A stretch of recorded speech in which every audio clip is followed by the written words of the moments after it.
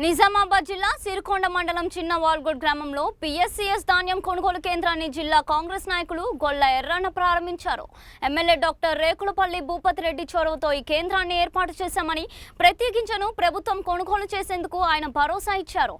రైతులు నాణ్యత ప్రమాణాలు పాటించి ధరలను నమ్మకుండా ప్రభుత్వ కేంద్రాల్లోనే విక్రయించాలని సూచించారు.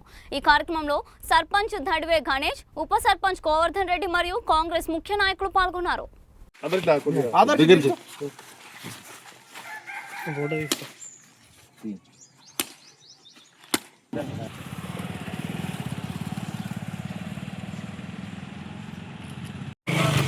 చిన్నవాల్గోడ్ గ్రామంలో పిఎస్సిఎస్ ద్వారా సిరికొండ పిఎస్సిఎస్ ద్వారా కొనుగోలు కేంద్రాన్ని ప్రారంభించడం జరిగింది.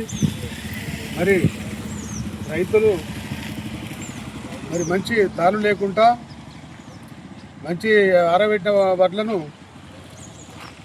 ఇస్తే మరి తొందరగా రైస్ మిల్లు కూడా తొందరగా లారీలు పంపుతారు తీసుకొని. మరి దీనికి మన కాంగ్రెస్ గవర్నమెంటు, ముఖ్యమంత్రి రేవంత్ రెడ్డి గారు, స్థానిక ఎమ్మెల్యే గారు భూపతి రెడ్డి గారు మరి దీనికి సొసైటీలకు ఇవ్వమని చెప్పారు. మరి వాళ్ళ త్రూ ఎమ్మెల్యే గారు మరి కావాలని సొసైటీకి, రైతులే కాబట్టి సొసైటీ దానికి కూడా ఆదాయం ఉండాలని చెప్పేసి మళ్ళీ ఒక 11 సెంటర్లను అలాట్ చేయడం జరిగింది. అయితే ఈరోజు మా చిన్నవాల్గోడ్ గ్రామంలో పిఎస్సిఎస్ సిరికొండ వారి ఆధ్వర్యంలో కొనుగోలు సెంటర్ని ప్రారంభించుకోవడం జరిగింది. అయితే గతంలో ఈ యొక్క పిఎస్సిఎస్కు ఉన్నటువంటి బకాయిల కారణంగా సివిల్ సప్లై వాళ్ళు కొద్దిగా ఇబ్బందులు పెట్టడం జరిగింది.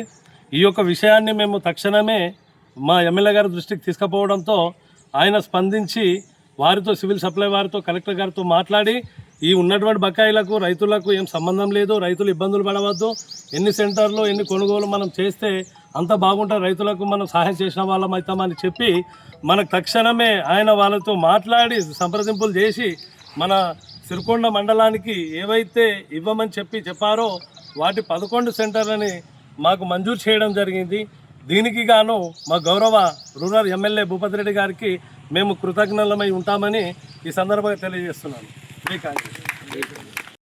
పిఎస్సి కాంటా ఇంతకుముందు గతంలో చేసినటువంటి అప్పుల వల్ల కొద్దిగా లేటు రావడం జరిగింది.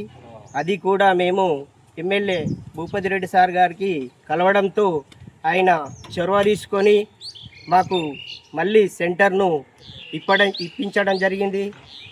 అందుకు ఆయనకు ధన్యవాదాలు తెలుపుతూ మేము ఎప్పుడు ఎల్లవేళలా ఆయనకు రుణపడి ఉంటామని ఆశిస్తున్నాను. నేను ముగిస్తున్నాను.